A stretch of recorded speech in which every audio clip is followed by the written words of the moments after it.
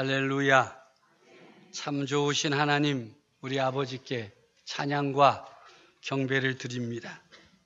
지난 주일은 맥주 감사 주일로 감사로 가득한 예배를 드리게 하시고, 오늘은 전도 축제 주일로 예배 드릴 수 있도록 은혜를 베풀어 주시는 하나님 우리 아버지께 영광을 올려드립니다. 오늘은 축제의 날입니다. 잔치날이지요. 잔치집에는 먹고 마실 것도 많고 사람들도 많고 특히 웃음과 기쁨이 가득합니다. 초상집과 잔치집 비슷한 것 같은데 확실하게 구분되는 것은 기쁨 가득한 웃음과 감사와 축복과 축하가 있습니다. 전도 축제 주일로 지키면서 함께 예배드리는 성도 여러분들에게도, 또 성도 여러분들의 가정, 또 우리 교회 가운데에도 하나님 우리 아버지께서 허락하시는 기쁨과 웃음, 감사가 충만하기를 우리 구주 예수 그리스도의 이름으로 축복합니다. 이 축제의 일꾼된 성도 여러분, 이 전도 축제를 마친 후 주님으로부터 잘했다, 칭찬받는 복 있는 사람들이 되어지기를 간절히 바랍니다. 살아있는 물고기가 물길을 거슬러 올라가듯 생명 있는 교회는 세상의 흐름을 거슬러 올라가며 하나님 나라를 선포하고 담대하게 하나님의 의를 말하며 두려움 없이 하나님의 사랑과 뜻을 외치는 교회, 성도가 생명 있는 교회요, 생명 있는 성도인 것입니다. 이것은 나의 믿음이 살아있는 믿음인가, 잠들어 있는 믿음인가를 살펴보는 지침이 되는 것입니다. 성도 여러분, 우리는 오늘도 은혜 가운데 살고 있습니다. 돌아보면 은혜 아닌 것이 없습니다마는 특별한 몇 가지 은혜가 있습니다. 첫째는 부르심의 은혜입니다. 하나님의 부르심은 은혜입니다. 누군가 우리를 알아주고 불러줄 때 삶의 의미를 느끼게 됩니다. 아무도 알아주지 않고 불러주지 않고 잊혀져가는 존재가 되면 삶의 의미를 발견할 수가 없습니다. 요즘 사회의 문제가 되는 고독사, 혼자서 쓸쓸하게 죽어가는데 아무도 몰라. 그 사람을 찾아주는 사람도 없고 불러주는 사람도 없고 알아주는 사람도 없고 갈 곳도 없고, 그래서 그 속에서 혼자 살다가 신음하다가 그냥 그렇게 세상을 떠나서 몇 날이 지나야 발견되는 고독사의 문제. 왜 그렇습니까? 불러주는 사람이 없기 때문이에요. 놀랍게도 하나님께서 우리를 알아주시고 불러주십니다. 나를 알아주십니다. 믿음 생활을 하면서 꼭 알아야 하고 고백해야 할 것이 있습니다. 그것은 하나님께서 나를 불러주셨다는 사실이에요. 내가 하나님을 찾고 부르기에 앞서서 하나님께서 나를 찾고 불러주셨다는 것입니다. 하나님께서 나를 먼저 찾고 부르셨기에 오늘 우리가 하나님 앞에 모여와 예배 드릴 수 있게 된 것입니다. 할렐루야. 말씀을 읽으면서 깨닫게 되는 은혜는 바로 하나님께서 우리에게 찾아오셔서 우리를 불러주셨다는 것입니다. 아브라함아, 야고바, 요셉아, 모세야, 여호수아야, 참으로 많은 사람들에게 찾아가셔서 그들의 이름을 부르시고 그들로 믿음의 사람, 믿음의 일꾼들이 되게 하신 것입니다. 하나님의 아들이신 예수님께서도 찾아오셨어요. 똑같이 우리들을 찾아오셔서 이름을 부르시며 자기를 따라오라고 불러주셨습니다. 베드로와 야곱을 불러주셨어요. 나를 따라오라. 내가 너희들을 사람 낚는 어부가 되게 하리라. 여러분이 잘 아는 삭개오, 복나무 위에 올라간 그 삭개오를 불러주셨어요. 이름을 불렀습니다. 삭개오야, 내려오라. 내가 오늘 너희 집에 머무르리라. 삭개오 너무나 좋았죠. 자기 이름을 불러주시고 자기를 인정해 주시고 자기 집에 머무르겠다 하신 말씀 앞에서 너무나도 감격하고 감동을 받았어요. 얼마나 감동을 받았는지 자기 재산의 절반을 가난한 사람들에게 나누어 주겠다 선포하고 실행했어요. 그래서 그런지 요즘 사람들은 감동을 안 받으려고 그래요. 은혜를 안 받으려고 그래. 왜냐하면 삭개오처럼 재산 절반 뚝 띄워주 큰일 나잖아요. 이럴 때는 웃으라고 한 건데 웃어야 돼요. 오늘도 예수님께서 우리를 불러주시고 나를 불러주십니다. 내게로 와라. 이 부르심 때문에 우리가 은혜 가운데 살고 있는 것입니다. 두 번째 은혜는 보내심을 받는 은혜입니다. 보내심을 받는 것이 은혜라는 말씀이지요. 세상 가운데에서 우리를 부르신 하나님은 또다시 세상으로 우리를 보내십니다. 사명을 주시고 그 사명을 감당할 수 있는 능력을 주셔서 세상으로 파송하십니다.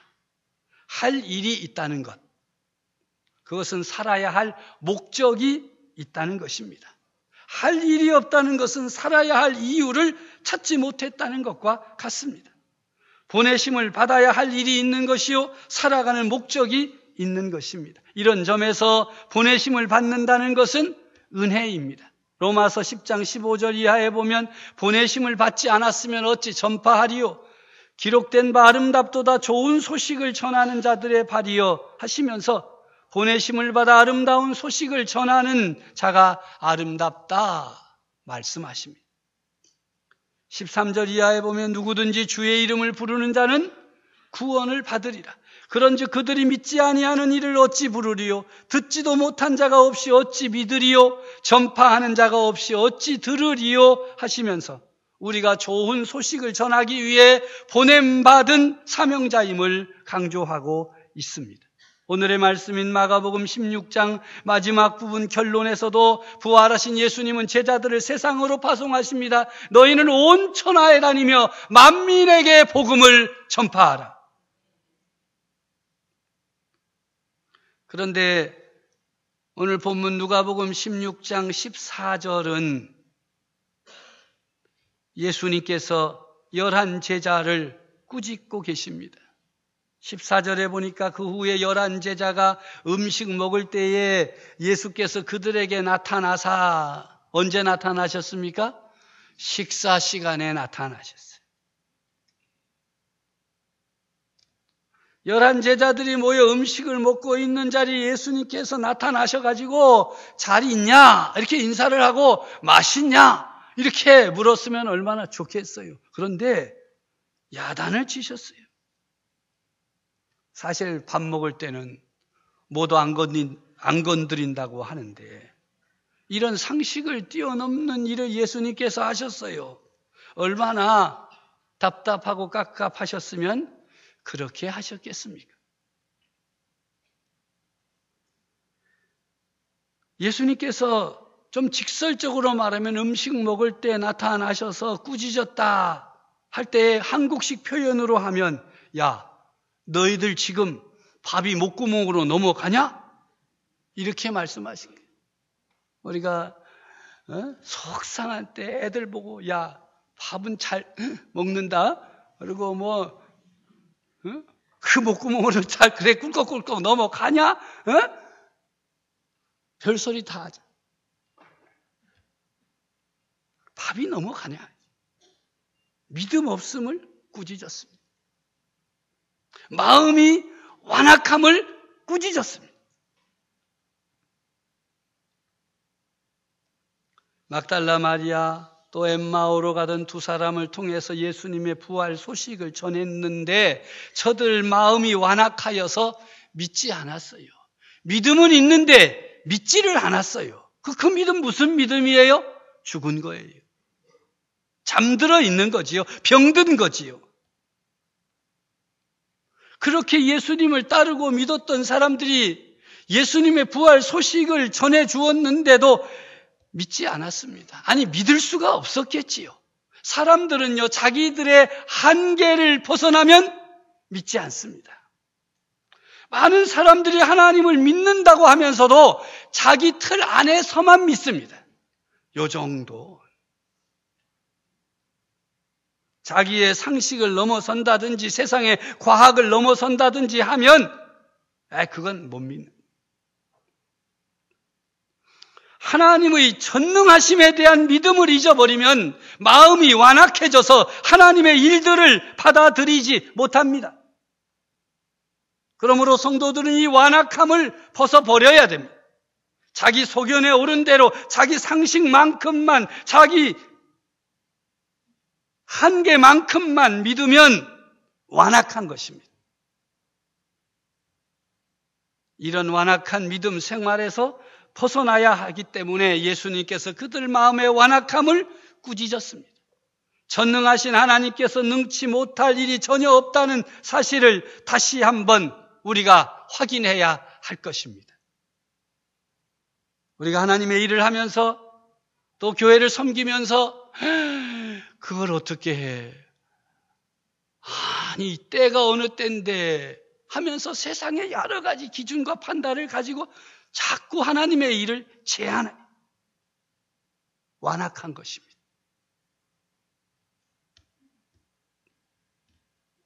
우리 주님 예수 그리스도의 보내심을 받기 전에 모든 성도들이 준비해야 할 것이 있습니다. 그것은 바로 믿음입니다. 또 완악한 마음을 버려야 되는 것입니다. 하나님은 전능하십니다. 전능하신 하나님을 믿는 믿음으로 우리들 앞에 닥쳐오는 사명, 때로는 어렵고 힘든 과정들 통과해야 하는 것입니다. 주님은 오늘 우리들에게 말씀을 통해서 만민에게 복음을 전파하라 하십니다. 부르심을 받은 것도 은혜요, 보냄을 받은 것이 은혜라면 우리들이 해야 할 일은 만민에게 복음을 전하는 것입니다. 우리가 전파하는 복음을 듣고 믿는 사람은 구원을 얻을 것입니다. 믿지 않는 사람은 정죄를 받고 멸망할 것입니다. 구원하시는 분도 주님이시고 정죄하시는 분도 주님이십니다. 우리가 감당해야 할 일은 오직 한 가지입니다. 가서 복음을 전파하는 일입니다. 이 말씀에 순종하는 믿음의 사람들 덕분에 오늘 우리가 있고 오늘의 한국 교회가 있는 것입니다. 그것은 우리를 위해 우리에게 복음을 전하기 위해 모든 것을 다 바친 복음 전파자, 사명자, 선교사들이 있었기 때문입니다. 호주 선교사인 데이비스 선교사는 1889년, 꽤 오래된 일이지요. 자신의 여동생과 함께 호주 멜버른을 떠나서 40일간 배를 타고 조선에 도착했어요. 인천 제물포항에 도착해서 한글과 역사를, 문화를 배웠어요. 그리고 자신들의 선교지인 부산을 향해 나갔습니다. 이들은 자기를 돕는 조사와 함께 서울을 출발해서 수원, 천안, 공주, 전주, 남원, 순천, 하동을 지나 부산에 이르렀습니다. 그 길이 보통 힘든 길이 아니었습니다. 각 지역의 행정 중심지인 읍과 고을을 지나갈 때마다 어린아이들이 작당을 해서 돌멩이를 던졌습니다. 서양 도깨비가 지나가니까 발 없는 소문이 얼마나 빨리 퍼져나가는지 이들이 가는 곳곳에 기다리고 있어요. 그런데 이들은 그 고난이 기다리고 있음에도 그 길을 걸어갔습니다. 모든 것을 주님의 은혜로 알고 통과했습니다. 드디어 부산에 도착해서 복음을 전하려고 했지만 제대로 되지 않았습니다. 그래서 그들이 가지고 간 전도지를 나누어 주었고, 그러다가 이 데이비스 선교사는 돌에 맞은 것, 또 그 지역의 열병 합쳐서 1890년 4월에 삶을 마감했습니다. 89년에 호주를 떠나서 90년 4월에 삶을 마감했습니다.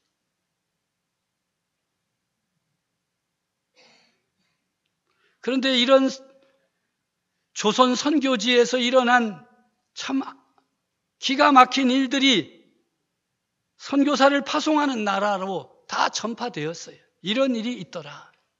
그런데도 조선 땅을 향하는 선교사들의 걸음은 끊어지지 않았습니다. 1892년 7월에는 미국 남장로교 선교사 7인 선발대가 인천 제물포항에 도착했습니다. 말도 통하지 않고 여간 고통스러운 일이 아니었지만 그들은 그들에게 주어진 사명을 감당코자 했습니다. 이들은 돌에 맞은 데이비스 선교사, 결국에는 순교한 그의 이야기를 들으면서 모두가 자신에게 닥쳐올 일이라고 생각했습니다. 저들은 이미 조선 땅에 뼈를 묻을 각오를 하고 왔기에 마음을 단단히 했습니다. 7인의 선교사는 전라도 지역을 선교지로 배정받아서 전주를 향해 갔습니다. 전주 천박 천민들이 모여 사는 은송리 마을에 선교사 주택을 마련하고 찾아가다가 갑자기 불어난 급류에 빠져 죽게 되었습니다. 간신히 농부의 도움으로 목숨을 건졌습니다. 그뿐만이 아닙니다. 마을에 도착하니 선배 선교사로부터 들은 대로 아이들이 돌멩이를 하도 던져서 돌에 맞아 죽지나 않을까 할 정도로 핍박을 받았습니다. 예로부터 전주는 양반 도시일 뿐만 아니라 유생들이 많아서 무척 보수적인 도시임에도 그들이 양반 체면을 잊은 채 매우 흥분해서 맞서므로 봉변을 당하는 일이 빈번했습니다. 전주에 오시는 일이 보통 힘든 일이 아니었을 텐데 오시느라고 참으로 수고하셨습니다라는 인사에 하마터면 전주 시내를 들어오다가 돌세례에 파묻혀 장례를 치를 뻔했습니다. 얼마나 그들이 겪어야 했던 고난과 고통이 심각했는가를 알 수가 있습니다. 이처럼 이 땅에 온 선교사들은 돌에 맞을 각오를 하고야 복음 들고 나설 수 있었습니다. 자기 민족도 아닙니다. 말도 통하지 않습니다. 위험하기 짝이 없습니다. 그럼에도 그들이 목숨을 걸고 이 땅의 백성들에게 복음을 전한 일, 왜 그렇게 했습니까? 할 일이 없어서 이 땅에 온 것일까요? 직장이 없어서 온 것입니까? 사명으로 왔습니다. 생명을 건 사명. 그 사명 때문에 돌에 맞아 죽을 각오를 하고 이 땅을 향하여 온 젊은이들을 여러분 마음에 담고 기억하십시오. 예수님 온 천하에 다니며 만민에게 복음을 전파하라 하시는데 온 천하, 바로 우리가 작정하고 복음을 전하려고 하는 곳, 그곳이 온 천하입니다. 믿고 나아가 복음을 전하는 자들에게 놀라운 표적이 일어날 것을 약속하십니다. 예수 그리스도의 이름으로 귀신을 쫓아내고 새 방언을 말하며 어떤 상황에서도 해를 받지 아니하고 병든 사람에게 손을 얹을 때 나을 것이라 약속하십니다. 이런 역사를 통하여 우리 교회가 성령의 능력으로 충만한 교회, 예수 그리스도의 이름이 역사하는 교회, 하나님께 영광을 올려드리는 교회, 하나님의 나라를 이루어가는 교회가 되기를 기대하며 기도하여야 할 것입니다. 마지막 말씀을 드립니다. 큰 기쁨이 넘치게 함으로 칭찬받는 성도들이 되시기를 바랍니다. 스데반의 순교 이후에 몰아닥친 박해의 광풍으로 많은 그리스도인들이 흩어져 나그네가 되었습니다. 단순한 피난이 아니라 그들은 복음을 전하는 기회로 삼았습니다. 박해가 기회가 되었다. 참으로 오묘한 하나님의 섭리인 것입니다. 빌립이 사마리아 성에 내려가 예수 그리스도를 백성들에게 전파하였더니 그 결과가 그 성에 큰 기쁨이 있더라. 또 내렸어요. 그 성에 복음을 전하였는데 큰 기쁨이 있었다는 것입니다. 사마리아 성, 좌절과 절망과 흑암과 한이 맺힌 슬픔의 땅이요 저주의 땅입니다. 유대인들로부터 손가락질 받는 민족입니다. 사람 대접을 못 받는 백성들입니다. 하나님의 전을 짓고 성을 건축할 때에도 너희는 피가 더럽혀졌다. 이방인들과 함께 어울려 살았기 때문에 함께 할 수 없다. 그런 이들에게 예수 그리스도의 복음이 전해졌습니다. 유대인이나 이방인이나 차별이 없다. 남자와 여자의 차별이 없다. 분부나 귀천의 차별이 없다. 누구나 예수 그리스도 십자가 복음을 듣고 예수 그리스도를 구주로 영접하면 하나님의 자녀가 된다. 더 이상 하나님의 백성이 아니라고 손가락질 받았던 사마리아 성에 복음이 전해지므로 그들에게 하나님의 자녀가 되는 길이 열려졌습니다. 그로 인해 그 성에 기쁨이 넘치게 된 것입니다. 하나님의 복음이 위대하게 전파되기 전 먼저 이 응어리지고 한많은 절망과 어둠과 눈물의 땅에 예수 그리스도의 복음이 전파됨으로 큰 기쁨이 임했던 것입니다. 우리나라의 역사도 마찬가지입니다. 아무것도 아니었던 나라, 어둠에 잠겨져 있던 나라, 일제의 억압 앞에서 신음하며 고통함으로 절망 가운데 빠져있던 이 나라에 복음이 전해짐으로 기쁨이 시작되었습니다. 그 기쁨으로 민족이 변화되고 하나님의 은혜를 입고 해방이 되고 이제는 세계의 열광과 어깨를 나란히 하는 나라 백성이 되었습니다. 그것은 우리들이 잘해서가 아닙니다.